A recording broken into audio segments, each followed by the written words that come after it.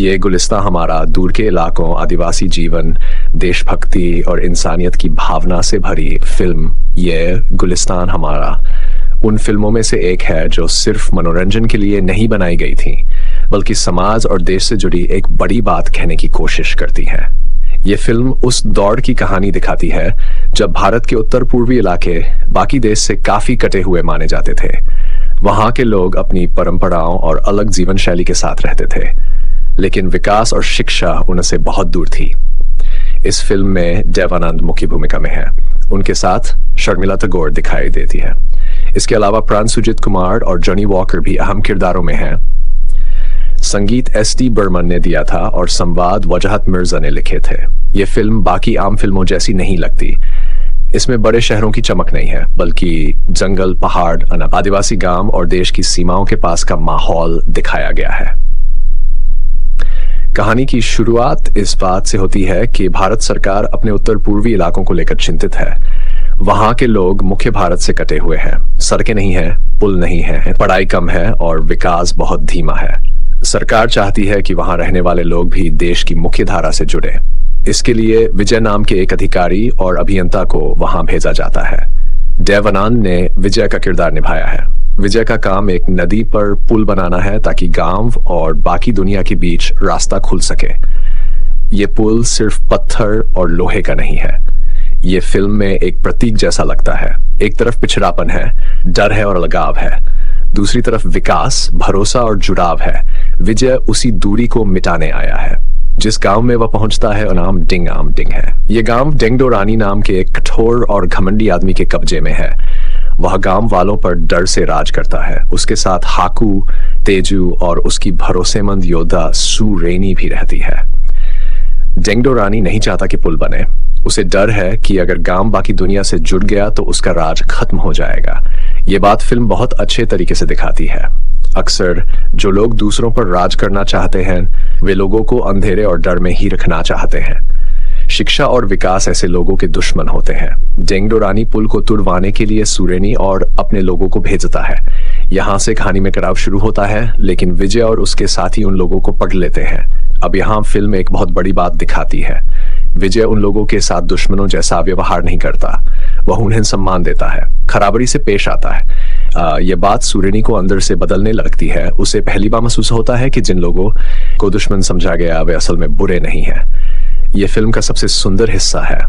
नफरत का जवाब नफरत से नहीं, बल्कि इंसानियत से दिया गया है। डेंगडोरानी पकड़े गए लोगों को मरवाना चाहता है ताकि कोई सच बाहर न आए, लेकिन विजय और उसके अधिकारी बहादुरी से उनकी रक्षा करते हैं। यहीं से सुरेनी और उसके साथियों का दिल बदल जाता है। वे विजय का साथ देने लगते हैं। धीरे धीरे विजय और सुरेनी के बीच प्यार भी पैदा होता है। सुरेनी का किरदार बहुत खूबसूरती से निभाया है।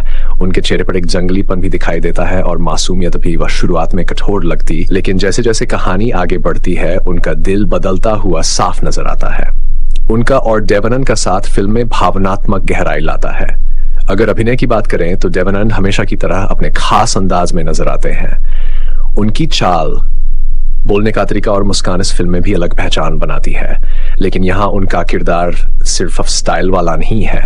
वह एक ऐसे इंसान का रोल निभाते हैं जो देश के लिए काम कर रहा है और लोगों का भरोसा जीतना चाहता है। उनकी आंखों में आत्मविश्वास और इंसानियत दोनों दिखाई देती है। प्राण ने भी अपने किरदार को मजबूती दी है। वो उस दौर के सबसे बेहतरीन कलाकारों में से, और यहाँ भी उनकी मौजूदगी असर छोड़ती है। जॉनी वॉकर फिल्म में हल्का हास्य लेकर आते हैं। क्योंकि कहानी काफी गंभीर, इसलिए उनका किरदार माहौल को थोड़ा हल्का करता है। फिल्म की सबसे बड़ी खूबी उसका विषय है। उस दौर में बहुत कम फिल्में उत्तर पूर्वी भारत के लोगों और उनकी समस्याओं पर बनी थी। ये फिल्म कम से कम कोशिश तो करती है कि उन इलाकों की बात देश के बाकी लोगों तक पहुंचे। फिल्म ये भी दिखाती है कि विकास सिर्फ इमारतें बनाने से नहीं आता, लोगों का भरोसा जीतना भी जरूरी होता है। अगर विजय गांव वालों के साथ घमंड से पेश आता तो शायद वे कभी उसका साथ नहीं देते, लेकिन उसने सम्मान और प्यार से उनका दिल जीता। ये बात आज भी उतनी ही जरूरी है। फिल्म में आदिवासी जीवन को दिखाने की कोशिश की गई है। उनके कपड़े, रहन सहन, नृत्य और परंपराएं दिखाई गई हैं। हालांकि आज के नजरिए से देखें तो कुछ चीजें पूरी तरह असली नहीं लगती। उस समय हिंदी फिल्मों में आदिवासी समाज को थोड़ा फिल्मी अंदाज में दिखाया जाता था।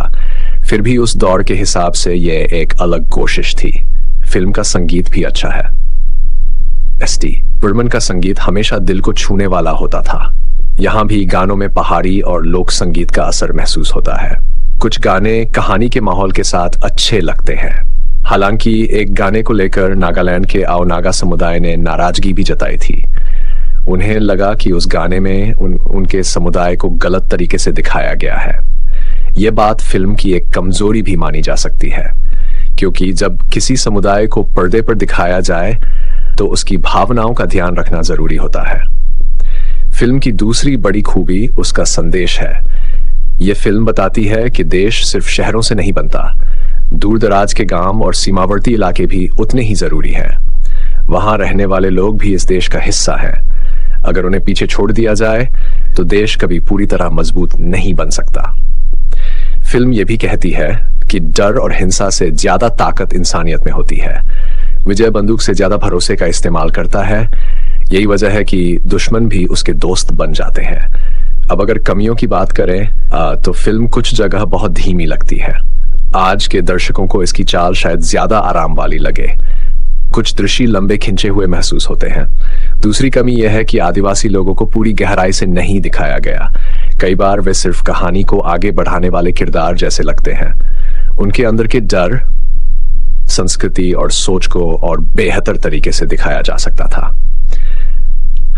तीसरी बात यह कि खलनायक डेंगडो रानी का किरदार थोड़ा सीधा साधा लगता है। वो बुरा क्यों बना, उसके अंदर क्या सोच है, यह ज्यादा नहीं दिखाया गया। अगर उसके किरदार को और गहराई मिलती तो कहानी और मजबूत हो सकती थी। कुछ जगह फिल्म बहुत आदर्शवादी भी लगती है।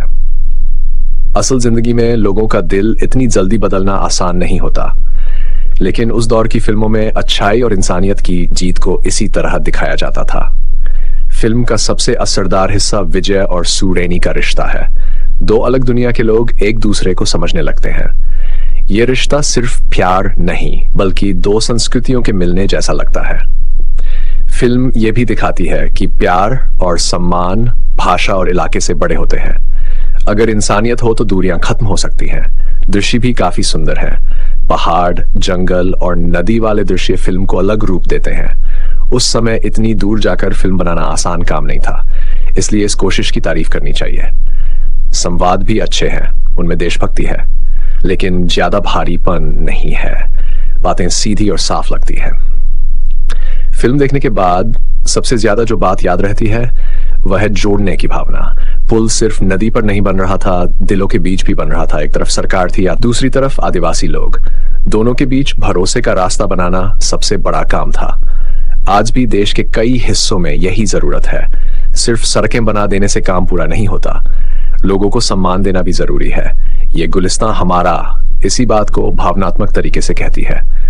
ये फिल्म हर किसी को शायद बहुत रोमांचक न लगे, क्योंकि इसमें तेज रफ्तार वाली कहानी नहीं है, लेकिन जो लोग पुरानी सामाजिक और भावनात्मक फिल्में पसंद करते हैं उन्हें यह फिल्म जरूर अच्छी लगेगी। इसमें देशभक्ति है लेकिन शोर वाली नहीं। इसमें प्यार है लेकिन सिर्फ गानों वाला नहीं। इसमें संघर्ष है लेकिन उसके साथ इंसानियत भी है। आखिर में यही कहा सकता है कि ये गुलिस्तान हमारा एक अलग सोच वाली फिल्म है। यह सिर्फ मनोरंजन नहीं करती, बल्कि देश के एक ऐसे हिस्से की तरफ ध्यान दिलाती है जिसे अक्सर नजरअंदाज किया जाता था। देवानंद और शर्मिला टैगोर का अभिनय, एस.डी. बर्मन का संगीत और फिल्म का सामाजिक संदेश इसे खास बनाते हैं। हालांकि इसमें कुछ कमियां भी हैं, जैसे धीमी रफ्तार और कुछ सतही प्रस्तुति, लेकिन फिर भी फिल्म दिल में एक नर्म एहसास छोड़ जाती है।